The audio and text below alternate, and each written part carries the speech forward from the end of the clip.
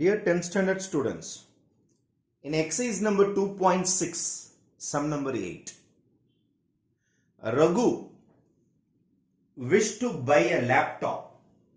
He can buy it by paying 40,000 cash. 40,000 ரூபாய் அப்படியே கொடுத்துட்டு ஒரு லேப்டாப்பை அவன் வாங்கிட்டு வரலாம். ஆர் அல்லது by giving it in 10 installment, 10 தவணையா 10 வாட்டி கொஞ்சம் கொஞ்சமா கொடுத்து கூட வாங்கலாம். 10 installments as 4,800 in the first, 4,750 in the second, 4,700 in the third month, and so on. Raghu goes to a shop to buy a laptop. Laptop oda rate 40,000. வாய்க்கை தொட்டு பார்க்கறான், 40,000 இல்ல. உடனே தலையை சொரிஞ்சுக்கிட்டு நிக்கிறான். அப்ப அந்த கடைக்கார சொல்ற, 40,000 ரூபாய் இன்னைக்கே கொடுத்தீங்கன்னா 40,000 ரூபாய் லேப்டாப் எடுத்துன்னு போங்க. இல்ல இன்னொரு ஆப்ஷன் இருக்குது, நீங்க மாசம் மாசம் கட்டுங்க, 10 மாசம் பொறுமையா கட்டுங்க, கொஞ்சம் கொஞ்சமா கட்டுங்க, ஒன்னும் பிரச்சனை கிடையாது, கட்டிட்டு லேப்டாப் வாங்கிங்க. எவ்வளவுங்க கட்டணும் மாசம்? அது கூட ரொம்ப அதிகம் கிடையாதுங்க.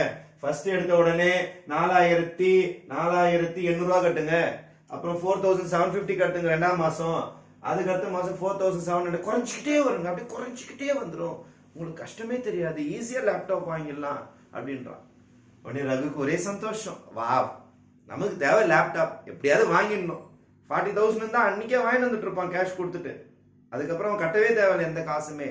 ஆனா அவன்கிட்ட காசு இல்லையே, இல்லைன்றதுக்காக அவன் கொஞ்சம் கொஞ்சமா இன்ஸ்டால்மெண்ட்ல வாங்குறான். நம்ம வீட்டுல எல்லாம் பார்த்துருப்பீங்க, அப்பா டிவி வாங்குவாரு, ஃப்ரிட்ஜ் வாங்குவாரு, வீடு வாங்குவாரு, எல்லாமே இன்ஸ்டால்மெண்ட்ல வாங்குவாங்க. ஏன்னா எடுத்த உடனே அவ்வளவு பெரிய பல்க் அமௌண்ட் எல்லார்கிட்டயுமே இருக்குது கஷ்டம். கொஞ்சம் கொஞ்சமா மாசம் மாசம் சம்பளம் வாங்கி கொஞ்சம் கொஞ்சமா அடைப்பாங்க, ரைட்டா? அப்போ அதே பிரச்சனை கணக்கு தான் இது. டோட்டல் அமௌண்ட் இன் 10 இன்ஸ்டால்மெண்ட் எவ்வளவுதான் அவன் கட்டியிருக்கான். இந்த மாதிரி கட்டுறது நல்லதா, அவன் பாக்கெட்ல இருந்து எவ்வளவு காசு வேஸ்ட் ஆகுது அப்படின்றத பார்க்க போறோம். Shall we start the sum? First எடுத்த உடனே ஃபர்ஸ்ட் இன்ஸ்டால்மெண்ட் எவ்வளவு கட்டியிருக்கான்? 4,800. அப்போ டோட்டல் அமௌண்ட் ரகு பேஜ். அவன் 40,000 கட்டல, 40,000 கொடுத்து அவன் வாங்கல. He started இன்ஸ்டால்மெண்ட்ல வாங்குறான். ஃபர்ஸ்ட் மாசம் 4,800, செகண்ட் மாசம் 4,750, தேர்ட் மாசம் 4,700 டாட் டாட் டாட் 10 டேர்ம்ஸ். ஏன் டேர்ம்ஸ் போட்டேன்? 10 வாட்டி கட்டுறான், 10 டைம்ஸ், 10 வாட்டி கட்டுறான். இந்த மாதிரி ஃபர்ஸ்ட் மாசம், ரெண்டாவது மாசம், மூணாவது மாசம், இந்த மாதிரி 10 இன்ஸ்டால்மெண்ட்ஸ். இன்ஸ்டால்மெண்ட்ஸ் என்பது கடகாரங்களுடைய வார்த்தை. நம்ம மேக்ஸ்ல என்ன யூஸ் பண்ணுவோம்? இன்ஸ்டால்மெண்ட்ஸ் பதில் டேர்ம்ஸ் அப்படின்னு யூஸ் பண்ணுவோம். டேர்ம்ஸ் அப்படின்ற வார்த்தை யூஸ் பண்ணுவோம். Okay, what is my T1? T1 is equal to 4,800. What is my T2? Is equal to 4,750. What is my common difference? T2 minus T1. அப்போ 4,750 minus 4,800, answer is minus 50. ஏன்னா சின்ன number minus பெரிய number. T2 minus T1 minus 50. This is my T1. T1 is also called as A. This is my T2. This is my common difference. Common difference is minus 50. Minus 50. N. எத்தனை installments? N is equal to 10 terms. N is equal to 10. N is equal to 10.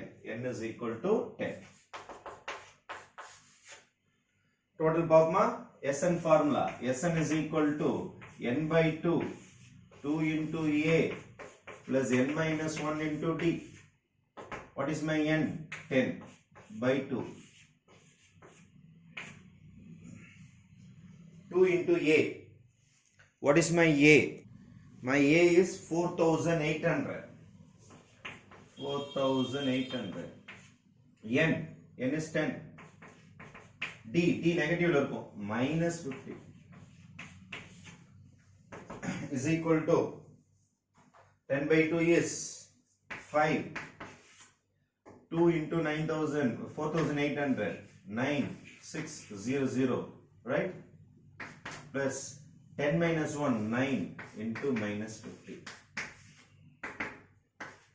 5, 9,600 minus, plus into minus minus, 9 into 50, 450.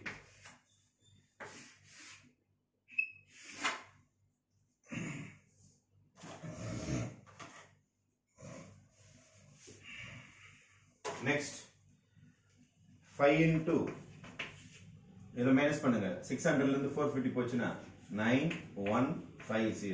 Am I right? 50, 4 plus 1, 5, இது ஒரு 6 ஆயிடும், ரைட்டா? So 5 ஆல multiply பண்ணும், 0, 5 5s are 25, 2 carry, 5 1s are 5, 7, 9 5s are 45. Rupees 45,750. இப்போ ரகு கையில இருந்து எவ்வளவு காசு வெளியில போயிருக்குது? 45,750. ஆனா அன்னைக்கே அவங்ககிட்ட கேஷ் இருந்திருந்ததுன்னா அவன் 40,000 கட்டிட்டு வாங்கி வந்திருக்கலாம். அப்போ அவன் பாக்கெட்ல இருந்து எவ்வளவு காசு போய்க்குது? 5,750 எக்ஸ்ட்ரா போயிருக்குது. ஏன் சார் எக்ஸ்ட்ரா கொடுத்துருக்குறான்? உங்களுக்கு எத்தனை மாசம் டைம் கொடுத்தாங்க? 10 மாசம் டைம் கொடுத்துருக்காங்க. 10 மாசம் யாரோட பொருள் இருக்குது? அந்த கடைக்காரங்களோட பொருள் உங்க கையில இருந்தது. அப்போ அந்த கடைக்காரங்களோட பொருள் உங்ககிட்ட இருந்தது. உங்களை நம்பி 10 மாசம் கொடுத்ததுக்காக அந்த கடைக்காரங்களுக்கு தர கிஃப்ட் தான் எவ்வளோ? அது 5,750. அப்போ எக்ஸ்ட்ரா அமௌண்ட் கேட்டிருக்காங்க. எக்ஸ்ட்ரா அமௌண்ட் எவ்வளோ? எக்ஸ்ட்ரா அமௌண்ட் கட்டியிருப்பான்னு சொல்லிட்டு extra amount is equal to 45,750 minus 40,000. Answer is 5,750 is my extra amount. My extra amount is 45,000 minus 40,000, that is 5,750 will be my extra amount for the same laptop, because installmentல வாங்குனீங்கன்னா உங்களுக்கு செலவு அதிகமாக தான் ஆகும். அப்போ ஒரு பொருளை பர்ச்சேஸ் பண்றதுக்கு ரெண்டு ஐடியா இருக்குது. ஒன்று, காசு சேர்த்து வச்சுட்டு பொருள் வாங்கினீங்கன்னா உங்களுக்கு அந்த காசு மிச்சமாக இருக்கும். கடன் வாங்கிட்டு அப்புறமேட்டு கொஞ்சம் கொஞ்சமாக இன்ஸ்டால்மெண்ட் அடைச்சிங்கன்னா இந்த இன்ட்ரெஸ்ட்டு அல்லது அந்த கடைக்கு சேர வேண்டிய கிஃப்டாக அந்த 5,750 உங்களுக்கு எக்ஸ்ட்ரா அமௌண்ட் ஆகிடும். ஓகே, இப்போ ரகுவோடைய ஆக்சுவல் லாஸ்ன்னு பார்த்தீங்கன்னா 5,750. ஆனால் அந்த 10 மாதம் அவன் லேப்டாப் வாங்கி நிறையா படிச்சிருப்பான் அல்லது அதை வச்சு நிறைய சம்பாதிச்சிருக்கலாம். அதெல்லாம் கூட அந்த கணக்கில் வரும் உங்களுக்கு. அதனால் நமக்கு அதெல்லாம் தெரியாது. அதனால் ஏன்டா அவ்வளோ வேஸ்ட் பண்ணாங்க அப்படின்லாம் கன்ஃபியூஸ் பண்ணிக்க வேண்டாம். ரெண்டு விதமாக ஒரு பொருளை வாங்கலாம். டைரக்ட் கேஷ் கொடுத்து வாங்கலாம், இன்ஸ்டால்மெண்ட்லேயும் வாங்கலான்றது ஜஸ்ட் ஃபார் லேர்னிங். அதில் ஏபி எப்படி யூஸ் ஆகிக்குது, அரித்மெட்டிக் சீரீஸ் எப்படி யூஸ் ஆகிக்குதுன்றது தெரிஞ்சுக்கினீங்கன்னா போதும். தேங்க்யூ.